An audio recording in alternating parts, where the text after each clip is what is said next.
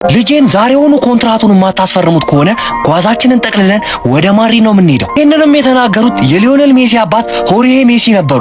ሆርሄ ሜሲ ያልኩት በስፓኒሽኛ ሆርሄ፣ በእንግሊዘኛ ደግሞ ጆርጅ ሜሲ ነው። እኛ ግን ጆርጅ ሜሲ እያልን እንቀጥላለን። እናም ጆርጅ ሜሲ ይህንን ንግግር በንዴት የተናገሩት ሊዮኔል ሜሲና አባቱ ጆርጅ ሜሲ ወደ ባርሰሎና ከመጡ በኋላ ባርሰሎናዎች ለሜሲ የሚሰጡትን ኮንትራት ለወራት ካዘገዩበት በኋላ ነበረ ጆርጅ ሜሲ በንዴት እንደዛ ሲል የተናገረው። እናም እዚህ ቦታ ላይ ነበረ ትልቁና ታሪካዊው ነገር የተፈጠረው። ጆርጅ ሜሲ ንግግርን ተደናግጠው የነበሩት የባርሰሎና ስፖርቲንግ ዳይሬክተር በአካባቢያቸውና ባሉበት ሰዓት ላይ ዶክመንት ወይ ደግሞ ወረቀት ስላልነበረ እዛው በቴኒስ ምግብ ቤቱ የሚገኝ ሶፍት ላይ ነበረ የሊዮኔል ሜሲ የመጀመሪያ ኮንትራት የተፈረመው። እዛ አንድ ተራ ሶፍት ላይ የተፈረመው ሰው ፊርማ ግን ለአንዴና ለመጨረሻ ጊዜ የእግር ኳስንም ታሪክ የሚቀይር ሰው ይሆናል ተብሎ ማንም አላሰበም፣ ማንም አልጠበቀም። እና እቺ ታሪካዊ ሶፍትም እቺ ሶፍትም በ2024 ነበረ በጨረታ በ1 ሚሊዮን ዶላር በሚጠጋ ገንዘብ የተሸጠበት ገንዘብ የት ገባ ካላችሁኝ ግን 1 ሚሊዮን ዶላር የሚጠጋውን ገንዘብ የሚወሰደው እዚህ ጋር የምታዩት ሰው ነው።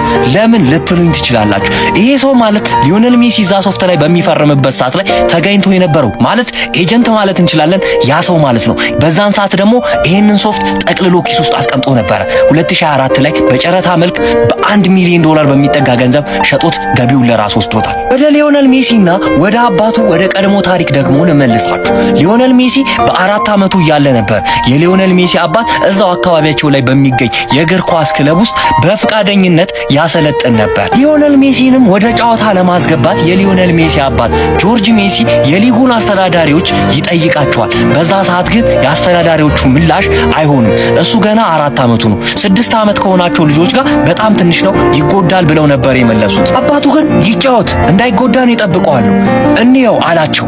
ሊዮኔል ሜሲም ገባ። ከገባ በኋላ ግን ያደረገው የተለየ ነገር ነበር። ሁሉንም ተጫዋቾች አለፈ፣ ጎልም አስቆጠረ። አባቱ ገና በ4 ዓመቱ ነበር በሊዮኔል ሜሲ እምነት የነበረው ሁሉንም ነገር ማድረግና ማሳካት እንደሚችል ያመነበት በዛን ሰዓት ነበር። ሊዮኔል ሜሲም ያንን ፊርማ ለባርሰሎና በሚያደርግበት ሰዓት ላይ ገና 13 ዓመቱ ነበር እና በዛ ሰዓት ላይ ለከባድ ፈተና መዘጋጀት ነበረበት። የሊዮኔል ሜሲ ከአርጀንቲና ወደ ስፔን መሄድ ታላቅ ፈተና ነበር። ምክንያቱም የሱ እናትና እህት ወንድሞቹ እዛ ያለውን ኑሮ መቋቋም ስላልቻሉ ወደ አርጀንቲና መመለስ ነበረባቸው። ያኔ ጆርጅ ሜሲ የሊዮኔል ሜሲ አባትና ሊዮኔል ሜሲ እዛው ስፔን ባርሰሎና ውስጥ ለመቆየት ወሰኑ። ሊዮኔል ሜሲ ከቤተሰቦቹ ናፍቆት ውጪ ሌላ አንድ ችግር ነበረበት፣ የእድገት ሆርሞን እጥረት ችግር። ሊዮኔል ሜሲም ይሄ ችግር እንዳለበት የታወቀው ገና 11 ዓመቱ አካባቢ ላይ ነበረ እና ከዛን ጊዜ ጀምሮ እግሩ ላይ መርፌዎችን ይወጋ ነበረ። የቤተሰቦቹ ናፍቆት አለ፣ እዚህ ጋር ደግሞ ሌላ የሚወጋቸው መርፌ ህመም አለ። ያንን ህመም ችሎ ሊዮኔል ሜሲ በጣም ተሰቃይቶ ነበር።